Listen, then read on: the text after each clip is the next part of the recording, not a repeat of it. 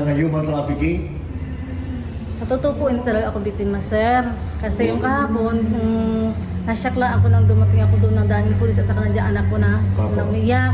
So, sabi niya sa akin ng ng pulis at saka na doon, labas muna kami kasi mag-uusap kami ng anak ko.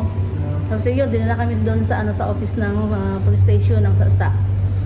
Tapos mga anong oras yung mga gabi, kinuha nila yung anak ko na interview daw doon sa hindi sinabi pala na press con. Pinatawag siya ni sir na Tori.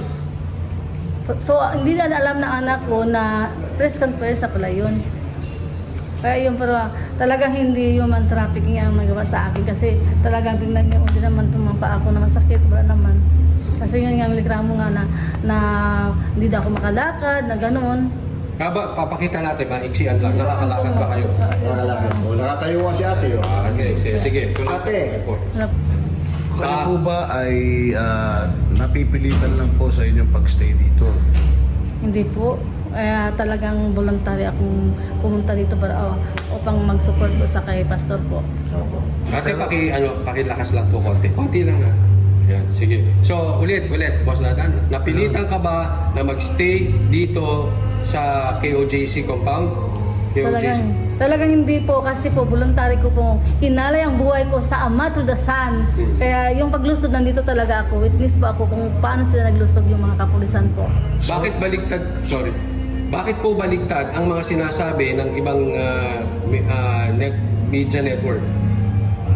Ayun na talaga sir, talagang sinakyan na nila yung mga sinasabi ng anak ko para maanuan yung magstay dito yung mga kapulisan.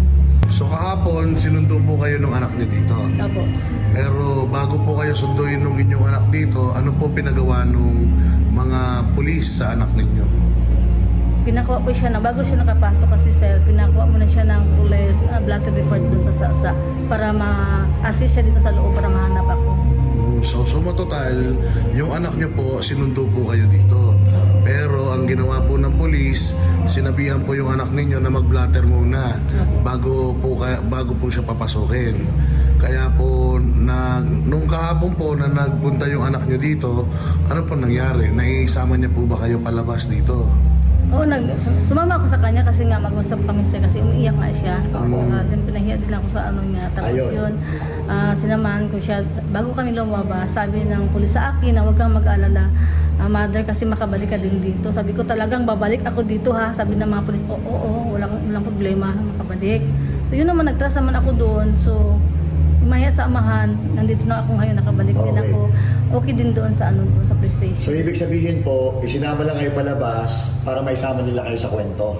Ako doon sa namin. Sa kwento na may video, may mga picture na kinuha kayo dito, inuwi kayo sa bahay. Doon sa bahay ninyo? Hindi po, sa police station lang. Sa police station, okay. So now po, naalala ko na po yung anak nyo naka-brown kahapon na babae. Opo. Ayun po yan, umiiyak yan sa loob. Opo. Yun po, naalala ko na po yun. Nanakuha ko yun. Yung anak niya ba ay member ng KOJC? Hindi. Para siya ang 20, ilang years na po kayo dito? Hindi nagkikita.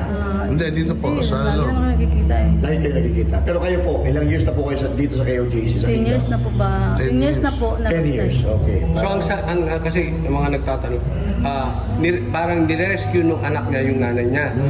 Ganon. So bakit umiiyak yung anak ninyo at kayo ba'y talaga na-rescue or ginagawa ng kwento ito ng mga pulis kasi yun nga, hindi mahanap si pastor at gumagawa silang issue? Kasi po parang talagang umiyak din siya kasi yung hindi nga ako mapunta. At saka siyempre sa mga miscommunication, kaya umiyak siya. Oo. Pero okay naman kasi nagkita naman kami. So, yun ang talaga. May ano din siya, yung pressure din siya na hindi niya ako kagad nakita. Kaya yun, umiyak na siya. So yung anak niyo po, nagpunta kahapon sa Camp Katitipan para sa press con. Hindi po ba kayo kasama doon? Hindi po.